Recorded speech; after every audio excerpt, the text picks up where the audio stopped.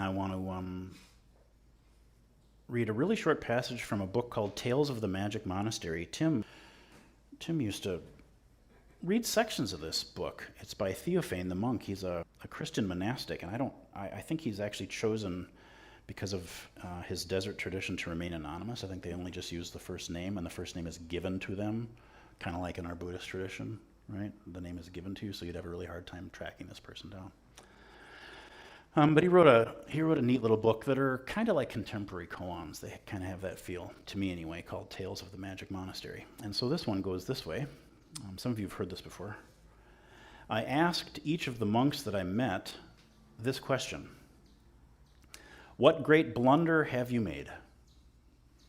That's a great question, by the way. Later, when we're talking outside we're having tea, when we're having tea later, you guys, and you're meeting your friend, oh, hi, I'm Carrie, and welcome to Zen Center. I've been hanging out here a long time. What great blunder have you made? I'm just trying to get to know you.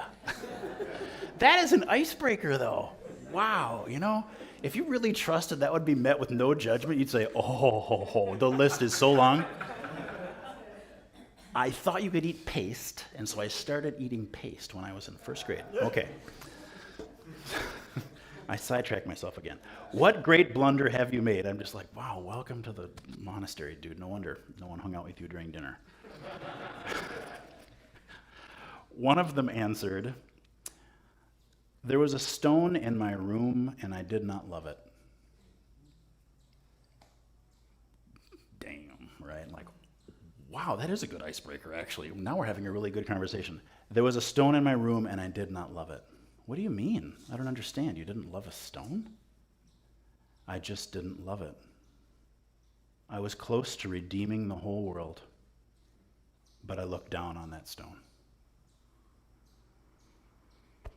I'm just like, oh man, I can just feel that. Suffering is Buddhism's central project. Suffering is Buddhism's central project, and our ideas about suffering alone will not heal. Suffering is Buddhism's central project, and our suffering is stored in our cells. It is stored in our planet. It is stored in our aching hearts, and it is also stored in our minds. Our suffering is stored everywhere. So the healing must be everywhere, too. That makes sense. The healing must be vast and include our ideas, but it also must include our hearts, our bodies, our memories, our families, our blood enemies. We must love every stone, or all is lost. We must love every stone because every stone is everything. So that's how big the love is. It's way more than an idea of love or an idea of enlightenment. No, it's physical. The atoms of all lands everywhere are each and every one a Buddha. The Avatamsaka Sutra, the Flower Garland Sutra. That's how complete the healing is. It's cellular. It's on the atomic level. This is not ideas of, can you feel it?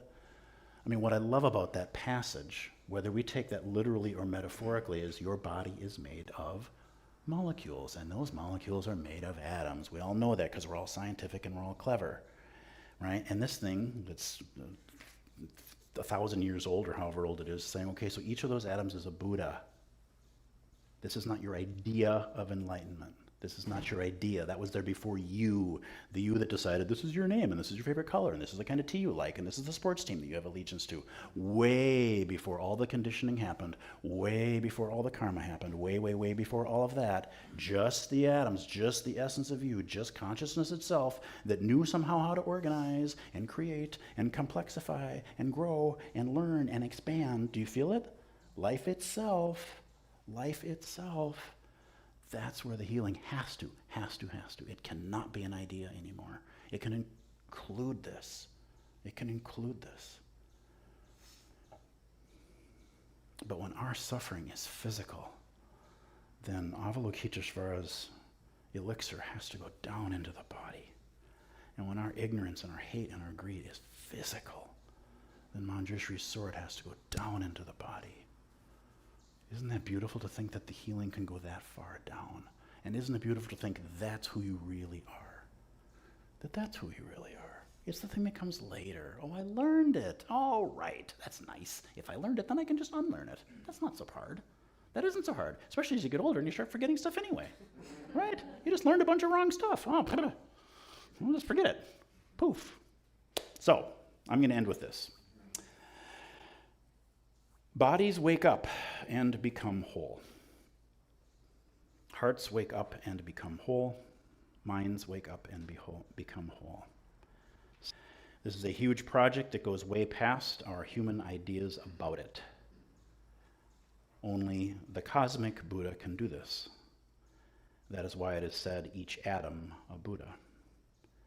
That is our practice. To know each atom, to include them all, to see them all, to understand them all, to heal them all, to love them all. This is not an idea.